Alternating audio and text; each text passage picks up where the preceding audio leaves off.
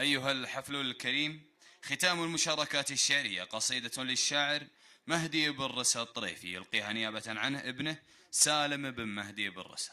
السلام عليكم ورحمة الله وبركاته. نبارك للعريس ونقول له كما قال الرسول صلى الله عليه وسلم: اللهم بارك لهم وبارك عليهم واجمع بينهم في خير.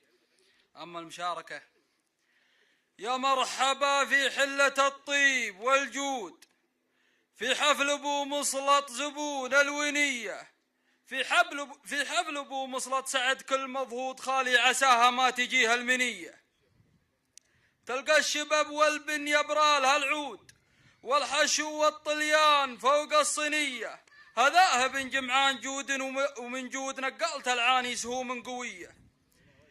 أولاد بن طارف ليا زعزع العود، أهل الوفا والطيب وأهل الحمية، ولاد مورك مروية كل مجرود، أهل الوفا فالدين والجاهلية، يوم العرب فالحرب طارد ومطرود، حماية الوديان والآركية، حنا حماة الدار لهبة النود نوطي العايل بشلف قوية، تامن بن الديرة ويا من بن الذود، وتاريخنا ما دامت الشمس حية، وسموا البقوم انصار نار وبارود، ربعي هالطالة سهوم المنية، ما قول قول إلا على ذلك شهود، دون تربة كم هزموا من غزية.